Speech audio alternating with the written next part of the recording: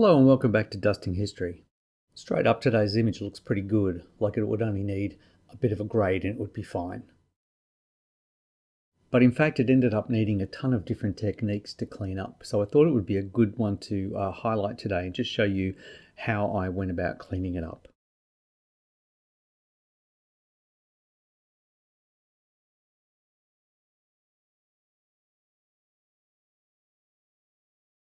So I'm going to crop it down, try to keep as much of that guy on the right as possible. This photo's from 1901, and so I think whilst it looks posed, you can tell by the guy who's blurry with his hand on the lever in the middle that back then I think you did have to stand pretty still.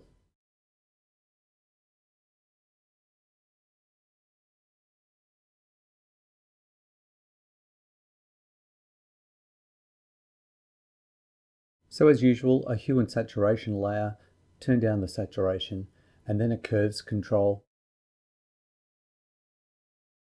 pulling in the black and the white point, and then trying to find a nice sort of mid-tone for it. I don't want blacks to be too crushed until I've added color and really had a good look at it and post a bit of a clean. The very first thing I want to get rid of is this text, and so I'll get rid of that using generative fill. There isn't too much of the floor there to clone, so I feel like a generative fill is going to be a quick way through. So I'm not putting anything in the prompt, I'm just going to let the AI guess. And it's done a pretty decent job of replacing the floor, even attempting the tile along the edge.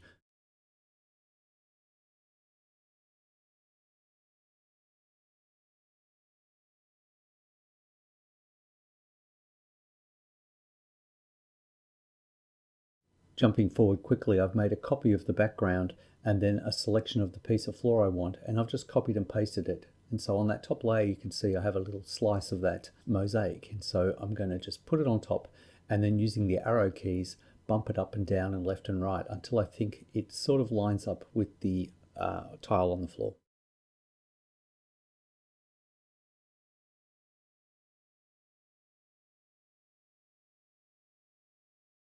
Again, I'm going to duplicate that and just get it to do that last little square in the corner.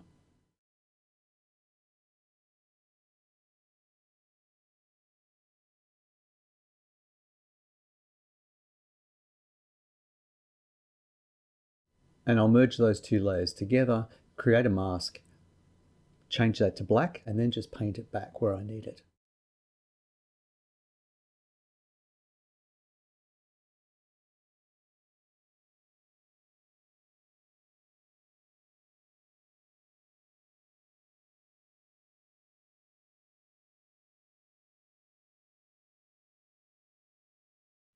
I think that's fine. Now the next big ticket item is this long scratch that runs the length of the image. It's a really good example of how the remove tool works really well sometimes and really not that well other times. So if I do a large swipe through here, it does a pretty good job, but it actually changed the profile of that woodwork. So I'm going to use a much finer brush and try again. And you get a better result, but then you get the ghost of the line there, which I can then use remove tool just to sort of remove. It's actually really good at replacing things that have repetition in it. So I don't know why I was surprised this turned out so well, because it does a great job of this stuff, but have a look at this. That's just terrific, the way it's duplicated those little things. And in fact, it doesn't do as good a job on the other side. It's not going to do a great job of those buttons. Obviously, it sort of smudges the tops and the bottoms away. So using the clone tool, I'm just going to sort of select a different button and then selecting the bottom and then lining that up with the bottom of the button I'm trying to replace. I can just do a couple of brush strokes and replace that button. Again, on this side, lining up the tops and then painting a little bit.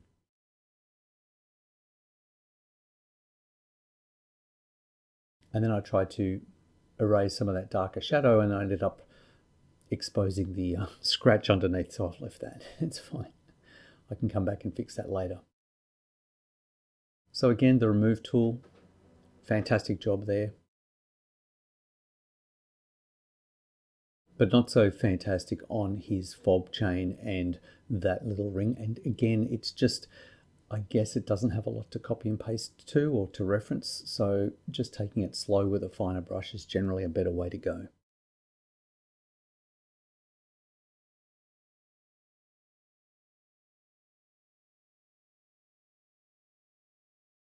Now onto a trickier area. We have this repetition again, as well as these dials, and then all this mechanical stuff on the left. And this time the remove tool struggled a little, so clone tool is useful here. I'm cloning the dials from the bottom to the layer above where the scratch was, or to the row above. And again, I'll do the same thing with this little dial here and just paint.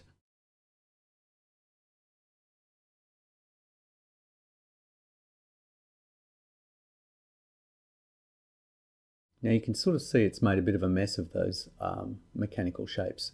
So what I'll do is set a new layer up, and sometimes I just do this for myself. I'll just tint that repaired line. And then I can turn on and off that color correction and just sort of see where that line goes, because it is a little hard to tell exactly what you're looking at and what you're trying to repair. And I'm going to be very careful here and just clone from the machine above to the machine below with the clone brush. Because if I just do the whole lot, the top row to the bottom, it's going to look like that, plus the perspective doesn't line up perfectly. So really trying to just repair or replace where the scratch was.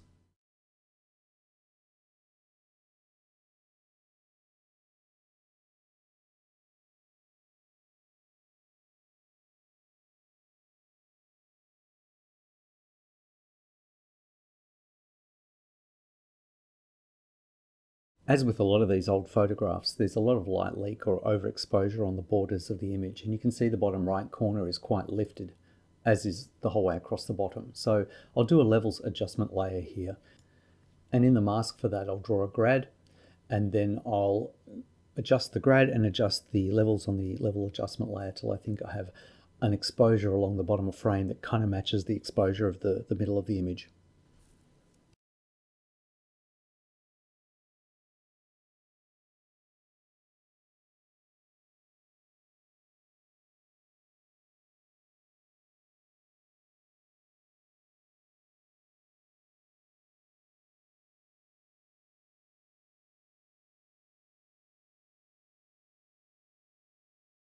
And when I'm happy with that, I'll just grab a large white paintbrush and paint into the mask here and there, just to sort of drop down the exposure further on the right, just in a few targeted areas. And across the top too, I think. Just trying to bring a balance to the exposure.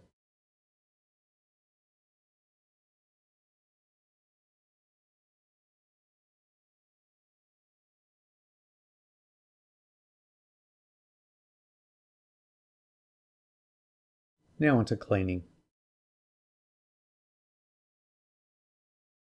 And you can see if you watch, I'm using that little pink brush, which is the remove tool, but also occasionally I'll just flip over, like right there, to a clone brush, just to clone bits of the detail from one part of the image to another. Sometimes that works better than the remove tool.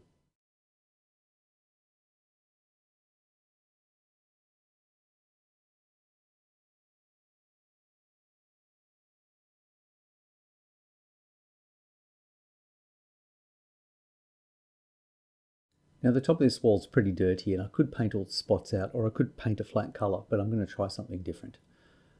I'm going to use the patch heal tool, and to do that I'm going to use a clone tool first, and I'm going to clone the top of the frame from the screen left across to the screen right to get a little bit of flat color there that doesn't have speckly dirt on it, like that. And then using the patch heal tool, I can select a patch and then drag it somewhere where there's nice clean grain, and you can see it does a fantastic job of cleaning up the wall. And if you look at it, it not only takes the texture but not the luminance. You could see it was sampling a darker part of the wall, and when I stamped it down, it was matching what was underneath it. See, look how bright that wall is, and the dark wall I'm sampling, and when I stamp it down it becomes bright again, but it takes the texture of that wall and stamps it over the dirt.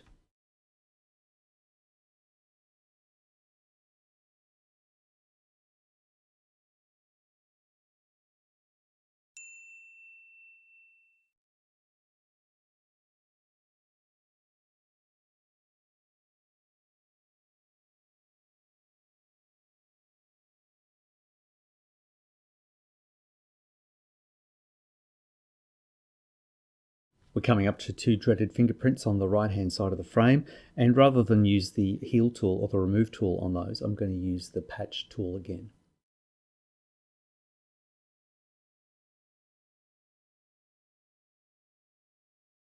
So merging the layers down to make a clean copy, I'm going to work on the patch tool now. Look at this, I'm going to select that. Actually, I was on an empty layer. If I select that and drag it and drop it, look how bright it is where his hand is, because it's actually blended the edge of his hand into that solve. So what I need to do is exclude anything bright. I just want the darker areas to do a patch tool heal with. So I'm actually going to paint out the dots around his hand and the bright area and make a little bit of a dam wall of just that darker tone. So I'm not actually needing to do a marquee around anything too bright. And then when I move the patch tool, it'll sample, because it sort of blends the colors in from its borders or the luminance. So if I can actually sample an area that's mostly dark, it'll have a dark fill in the center that matches.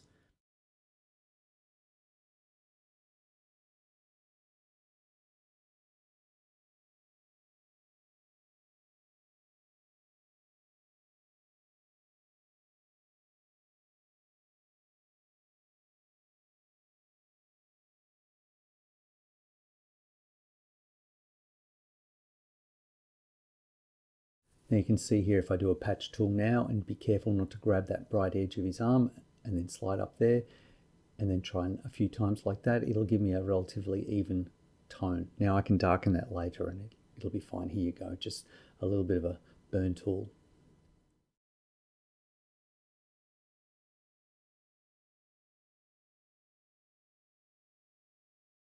Now for this desk, I'm going to select this little piece of wood here, this little piece of trim, copy and paste it up, add a mask to that layer, paint away the bits I don't want.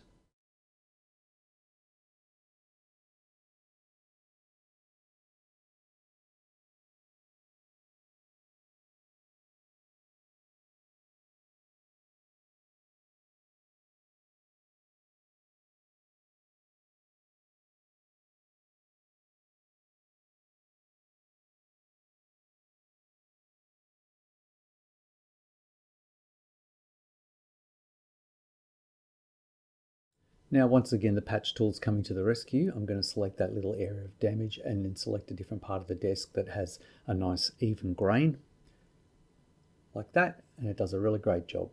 And now with the remove tool, I can just paint any little areas of difference, and I actually can use it sort of to blend that cloned area of wood back into the desk. Again, you can see the levels are fairly lifted there. That needs a bit of a grade down as well. There you go.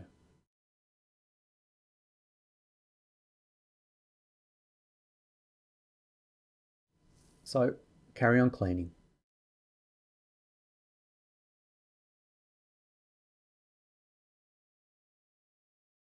And on to the next puzzle contained in this image. Have a look at the guy in the middle.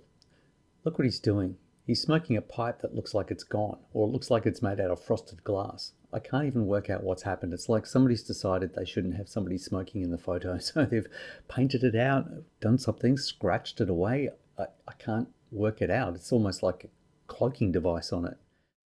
So using the remove tool, I've just painted away the problematic areas, and I've found a pipe that I think is going to help me online. And here we go. I'm just going to scale it down. Now I don't have to be terribly careful about this, because what I'm going to do is use puppet warp to distort the image, or distort the pipe into roughly the shape I want. And that's a really good little tool. It takes an element like this that has an alpha, and here it is there, puppet warp. It puts a lattice of mesh around it, and you put these pins down where you want it to be, and then you can start to distort the pipe into the shape you want. Now if you have too many of those pins, it can get a little janky, but it's good just to have some general well-spaced little items like that. Get it roughly in the right spot. It doesn't match exactly, but I think that'll do. Now putting a layer above the pipe and constraining the grade to the pipe alone, not the whole image, I'll grade that down, and then blur the pipe a little bit to sort of sit it into the level of defocus of the plate, turn down its color, and then add another layer and just sample a dark color from the background and paint away some of the highlight. I think the pipe looks a bit new or a bit too well lit for this scene, so I'm going to knock out some of that overlit kind of studio lighting on it and make it feel like it's a bit more real. Now with a mask layer, I'll paint his fingers back on top and sort of paint the pipe away near his mouth. And I think that'll do. I don't want it to stand out, but I'm happy not to have a gap there. Okay, so after a quick trip to palette, I've come back with a palette that I like. There's plenty of information on my other videos about that online app. It's really fantastic. And now I've just got a paint layer on top set to color, and I'm working my way across the image, adjusting color where I want to. I love the kind of patina of that wood and how it's not just flat brown. There's some lovely purples and colors that indicate an open window and a sky dome outside. The uniforms are pretty wacky. I'll get to those. But I'm trying to indicate brass and steel and wood and different finishes as I go. Did a little bit of research into the color of the uniforms of the day. Trying to put copper buttons on and blue, but trying to add a little color variance to the blue so it's not just all the same. There's some more sort of red blues and a few more green blues creeping in here and there. And less saturated blues in the darker tones.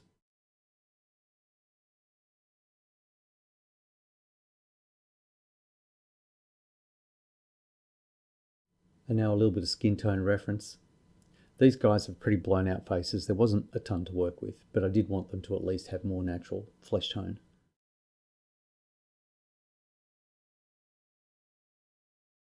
And because I was quite broad with the brush strokes when I did their flesh tones, I'm just going to flick it back to normal mode and just paint back wherever I overpainted onto the woodwork or onto their sleeves. It just helps you see where you made mistakes with the brush strokes in a quick way. Lastly, I'll indicate some hair color, some eye color, trying not to be too colorful. Making sure that the highlights get a little bit of cooler colors and blues and things in them.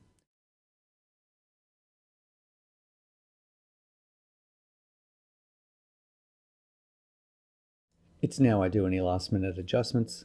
One of the things I'm going to do is try a little bit of shadow highlights there, see if I can bring back a little bit of tone in their faces. You can see adjusting that's added some more cheek detail and a little bit more face detail on their faces. So I'm going to not apply that to the whole image, but just here and there on some of the bright stuff. Even the clocks on the wall benefit from a bit of it.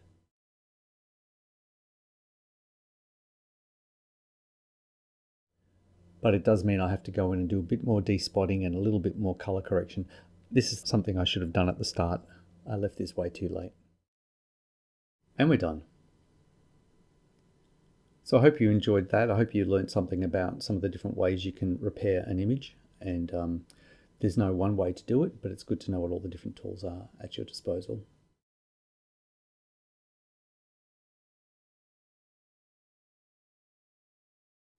Thanks. We'll see you next time.